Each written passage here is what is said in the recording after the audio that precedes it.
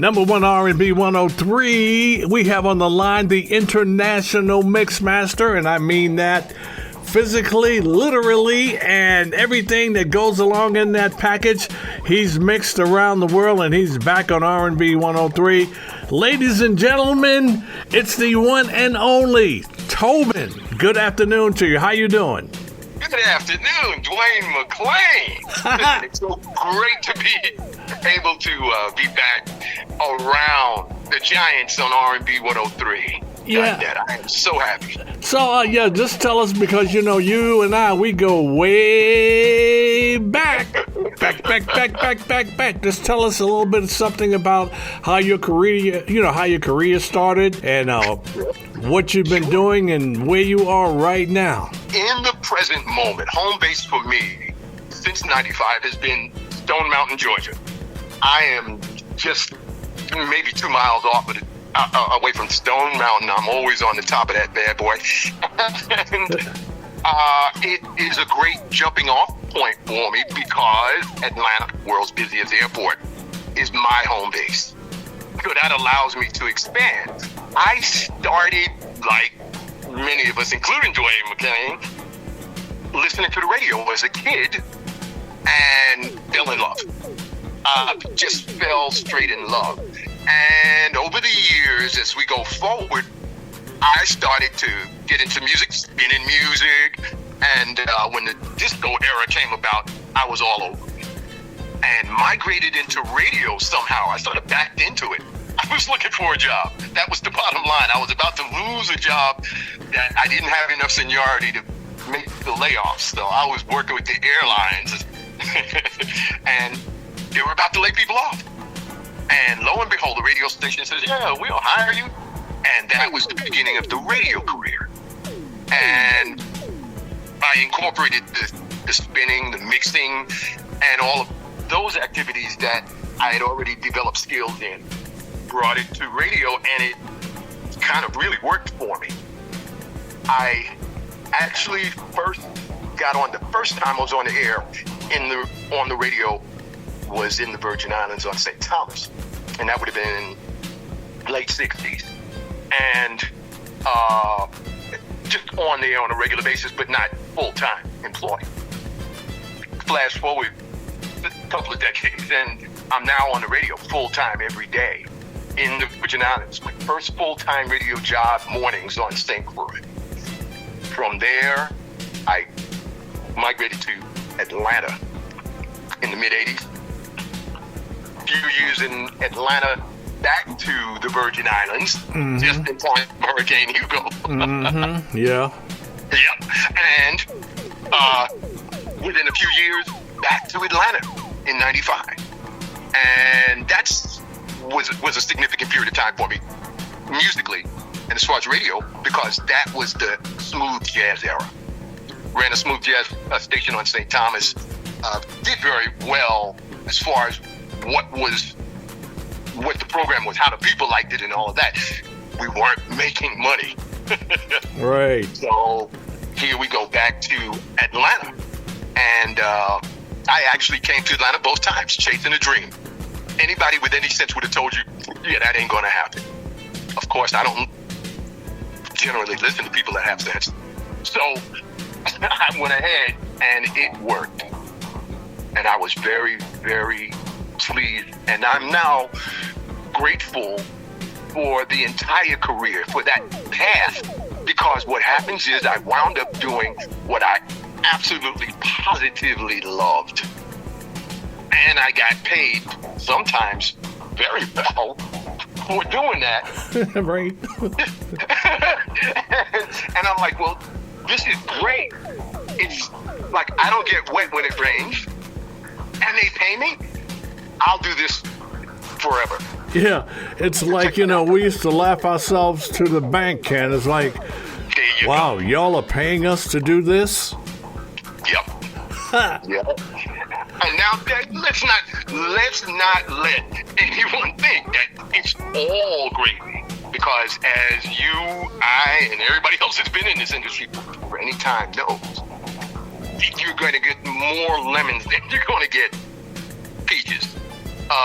Right. Stations that are not run well, operators that are owners and managers that, quite frankly, they have different notions in mind, and none of those notions are progressive for the station. They're not good for the listener, and they're certainly not good for you. And because you point that out, that makes you the problem. So we've all been there with that. Right. But it's been a wonderful path that allowed me so many great experiences, like going back to St. Croix, being on the air in St. Croix, and Dwayne McClain and I were not at the same station at the same time, but I'm there looking at him across town, and he's got Ken Webb that's coming in regularly at his station, and he's mentoring Dwayne McClain. He's bringing the knowledge, technology, experience to the table, and quite frankly, I benefited by the fact that that was happening, even though it was happening across town. To see the mega celebrity Wendy Williams come in and work with Dwayne McClain, or work under Dwayne McClain, and to see how that path, that progression to success and fame actually works. So I had so many great experiences on the air.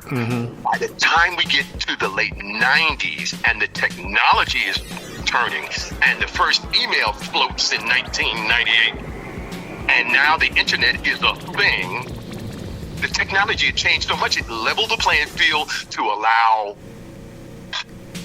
broadcasters to not have to have hundreds of thousands of dollars worth of equipment and tens of $1,000s worth of licensing. Now, pretty much for a song and a prayer, you can get on and broadcast. Now the idea is, what are you broadcasting? And the answer to that, rnb103.net. A huge, a very powerful, a very impressive, well-received entity broadcasting quality content in today's world. In today's world, right, content right, is king. Okay, Tobin, let's talk about your mixing qualities, because from what I've heard, and I've heard a lot of mixers out there, from New York. I'm not going to mention any names because there's too many to count, but your mixing, I guess, genre and the way you put that music together, how did that develop your mixing skills? Because it is immaculate. I mean, up until this day. And, I ask myself sometimes, how did he mix that? How did he do that? I mean, it came to a point because I remember you back in the clubs in St. Croix, because you used to do clubs too. Yes, absolutely. That was my thing. Right.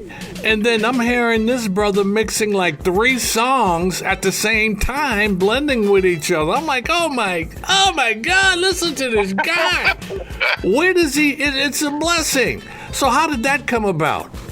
Yeah, I'm glad you asked me that, because when I mentioned about the technology changing in the late 90s, that's when it started to develop. And what happens is we went from analog, meaning that you've got 2 turntables or 2 cassettes, that's 2 sources that you are now blending or mixing.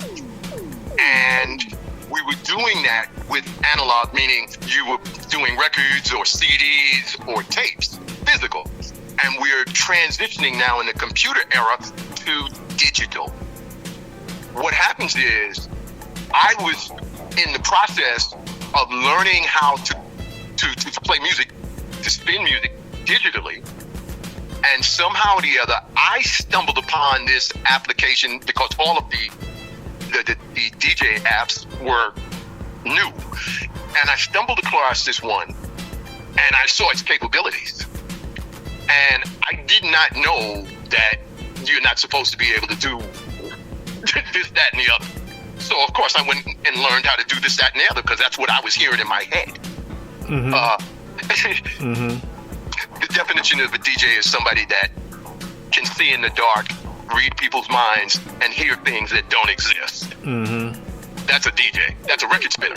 Okay, got All right, you can see in the dark. You can hear things that don't exist, and you read people's minds. So I'm out there, and I put it together like that, and then I'm seeing, whoa, I can take all of these elements, and now I can control them because I have the ability digitally to mix, separate, and manipulate these files through this digital application. And that's really what it is. I just started to hear lots of stuff.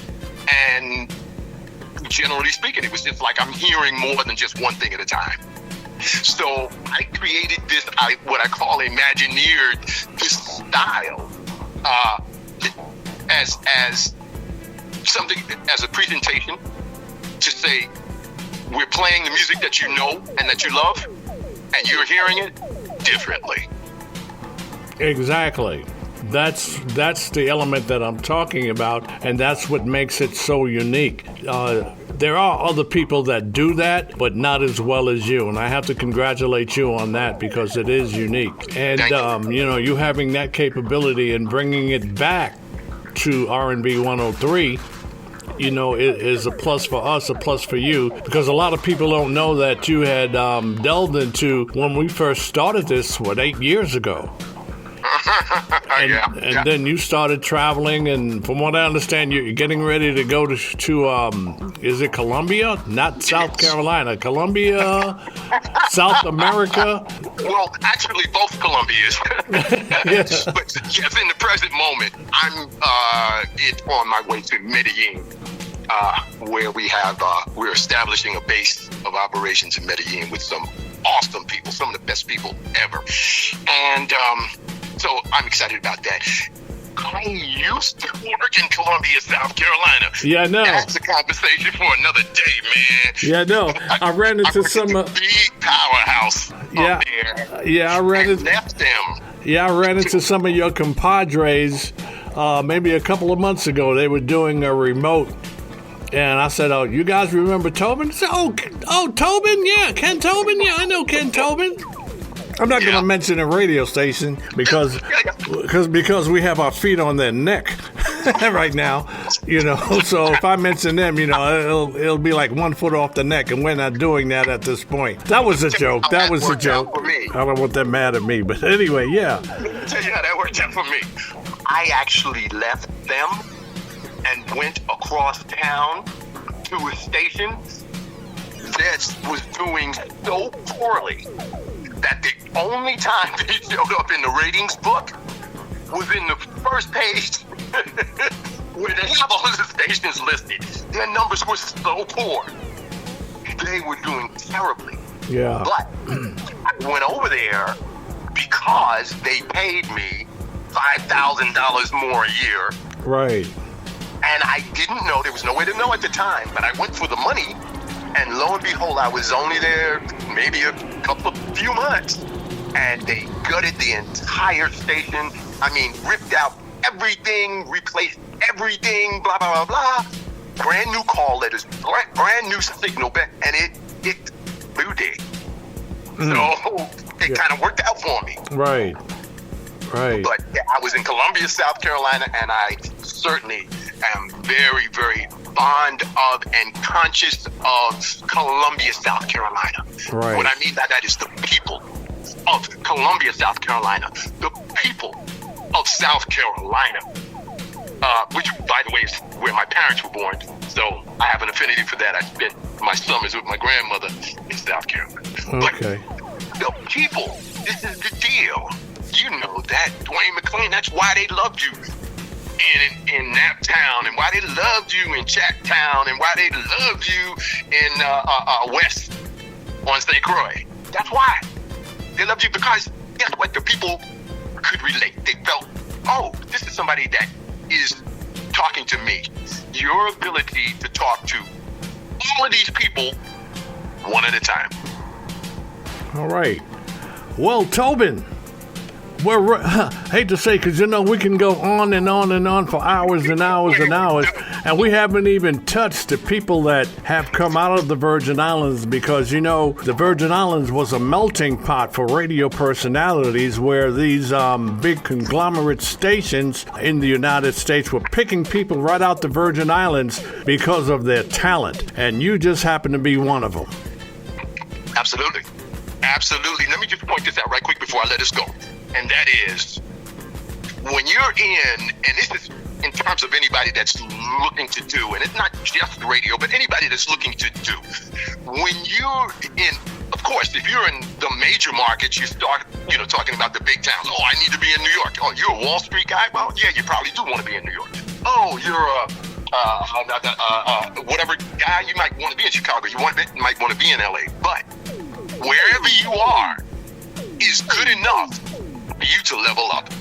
And being in the Virgin Islands, just like it would be, for instance, in Hawaii, and we know, hi there, Miss Tony, if you're in Hawaii or wherever you might be, if it's a tourist location, it's a place that has a lot of people coming through. What that means is a lot of people are hearing you. They may not be living in your market, but like with us in the Virgin Islands, Casey Kasem and Wolfman Jack and all of these guys came in and worked and worked full shifts at the stations we worked at. Guys that we met, sometimes they didn't necessarily work, but they would come in, spend time with us, and of course they would share. So being in the Virgin Islands, a tourism market like that, where you got more than 500,000 people in and out of there by boat and by plane every year, some of those people are the owners, the managers, and the players, the participators, those that are actually doing things, stars, literally, that are doing things, and that's the exposure that you get. So even if you're in a tiny, tiny, tiny place, you can do big, big, big things. Right. Tobin. Yeah, the man. It's been my pleasure. Mine. Right, and we are looking forward and lining up to hear you back on Saturday nights from 10 p.m. to midnight. The International Mix Master, and it's been a pleasure catching up with you for one. Thank you, man. Right, it's been my pleasure. And thanks for checking in. Absolutely, I look forward to it. God bless you. Love you all. Everybody on the air, you've got a heck of a team that is making R&B103.net's vision come to life.